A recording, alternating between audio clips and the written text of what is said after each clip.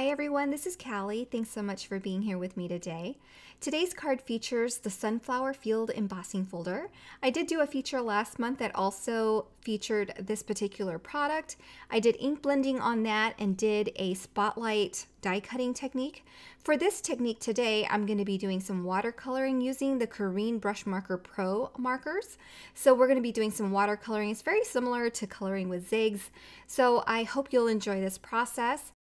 This embossing folder also comes with a coordinating die, and so I'm die cutting the sunflower out from Bristol Smooth cardstock, which is what I also embossed my full panel on.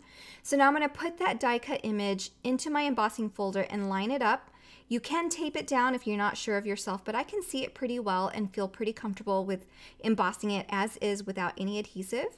And then it embosses that one sunflower onto that piece, and now we can start watercoloring. Again, I'm using the Karin BRUSHMARKER Pro markers, and they're kind of like zigs. They're water-based pigment. So in order to create a palette for myself, I'm just using my glass mat board that I'm currently working on.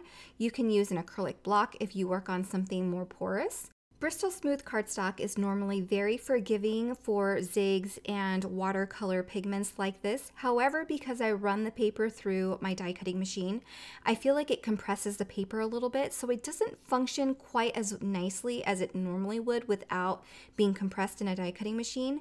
So that's why I find that picking up the watercolor pigment from a glass board or a non-porous material with a damp brush and applying it to the paper is much more forgiving than using a marker and applying it to the paper and then drawing it out with a damp, clean brush, if that makes sense. So if the pigment is already on the brush, I'm finding that it's easier to draw or blend that color out versus applying pen to paper and then drawing out that color with a damp brush. Anyway, I hope that makes sense. So I've colored all of the sunflower petals with yellow and a bit of orange at the base of the petals. And then I moved on towards the center of the sunflowers with some browns. Now you'll see the brown wants to flare out and fan out into the petals. I'm not going to be too worried about that because it does lighten up quite a bit when it dries. And I'm just going to go over that with some orange and then add some yellow to fan it all out and blend it out towards the edges of the sunflower. And then I'm going to go back into the center again and kind of intensify that brown. I'm doing somewhat of a ring. If you look at sunflower photos, there's always a ring of some sort at the center of them. So I'm just trying to imitate real life. So when I'm done with that, I'll go ahead and move on to my full sunflower panel. So it's a lot to watercolor. You kind of get the gist of it as I go along, but right now, that first sunflower that I worked on is the sunflower that I'm going to be covering up. So I'm just working on the leaves on that one. I'm not going to worry about the center.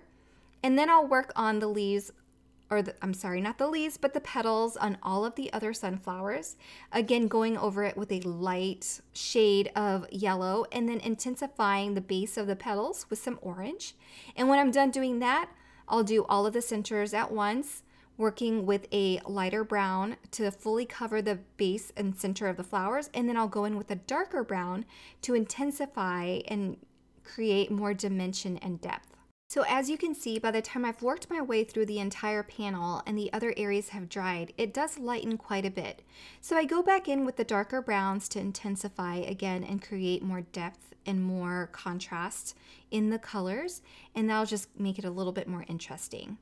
To clean up my panel, I'm cutting 1/8 of an inch off all of the sides, and that'll just create a crisp edge all the way around our watercolor panel. Now to give it more interest, I'm going to use some white paint here that I keep in a jar. It's nice and loose paint. I just use acrylic paint and I just water it down to the consistency that I like for splattering panels with. And then I use the same brush every time to use for splattering. And when I'm done with that and it's all dry, I'm going to use the new Simon Says Stamp 3D foam squares. And there are a pack of squares that are small and large in white. And I'm going to use that big one because it's a great size for the center of the sunflower. And then that's going to help me attach this sunflower that I did individually and pop it up and give it plenty of dimension on my panel. So now that our panel is done, we're going to go ahead and die cut our sentiment.